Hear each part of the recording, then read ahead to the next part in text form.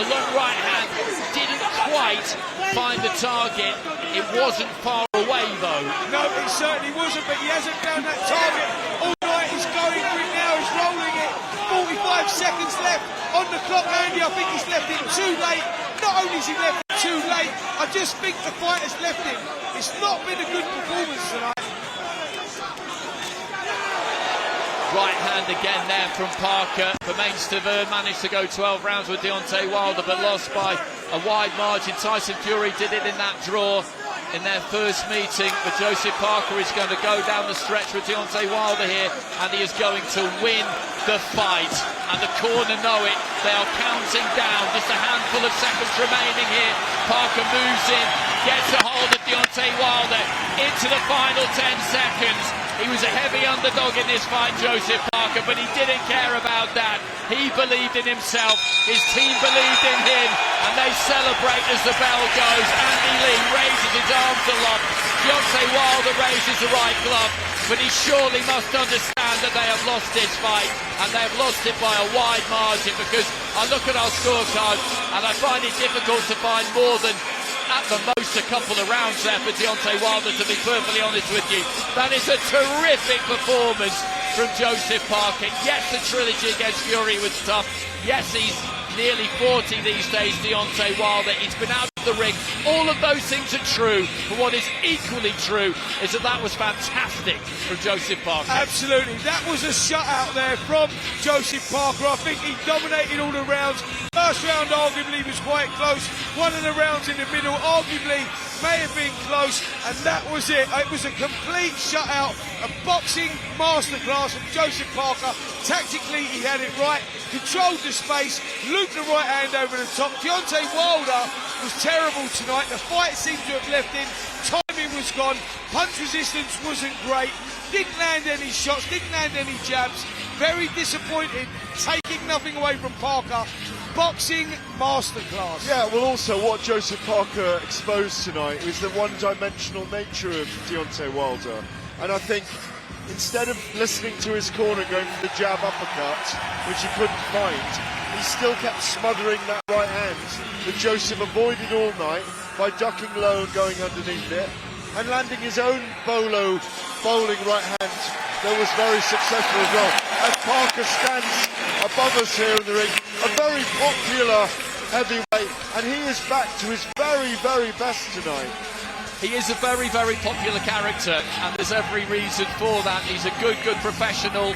He works very, very hard. He's full of respect. He's everything that's good about boxing, as is Deontay Wilder, as are so many of the fighters that we've seen on display tonight. But that is a fantastic win for Joseph Parker, an absolutely mega win. We felt that there would be some upsets tonight, and we have seen one. We have seen one right there. The game plan was just terrific. Deontay Wilder didn't have the ability, like you said, Gareth, to create that space and use that uppercut. He will have had full faith that he could find that one shot, but tonight it didn't happen. And you know, that game plan, 44 punches to 17 at the end of the 10th round. So Parker, if you think about it, there weren't a lot of punches landed in that fight at all, and yet it was still riveting and compelling, because you know what Wilder can do, and you know what Parker had to do, and he did it with brilliance tonight. That's absolutely right. Any Deontay Wilder fight is going to be absorbing, because there is that imminent threat, that latent threat at all times. But what Parker did really well, Spencer, was he took the middle of the ring and he dictated terms often, and that punch that backs this up, often without really doing that much. Andy, Parker controlled the first 4 rounds, and there was probably four or five punches thrown from both guys. I mean, it was one of those, you're sitting on the edge of your seat, you're capitulating into what is going on, but Deontay just didn't do anything. He couldn't get off with his shots, and for me, listen, speaking as an ex-fighter, I'm looking at it again, the fight's left it. You know, it won't bring rust. I just think sometimes a fighter gets old overnight. He's 46, 47 fights in now, Gareth, 38 years of age, with a hard career, and he got old overnight. You know what, he has had the power. Ladies and gentlemen, we go to the Riyadh season scorecards. Michael Alexander scores it 118 to 111. John Latham has it 118 to 110, and Steve Gray scores it 120 to 108. All three scores go to the winner by unanimous decision from New Zealand. He is Big Joseph Parker.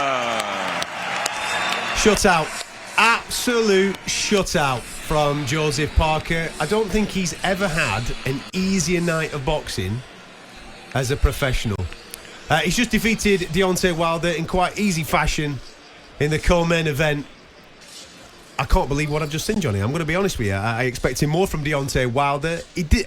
When I actually analysed that, Joseph Parker's not had to do anything out of the ordinary to get himself the victory. No, very underwhelming as a boxing fan.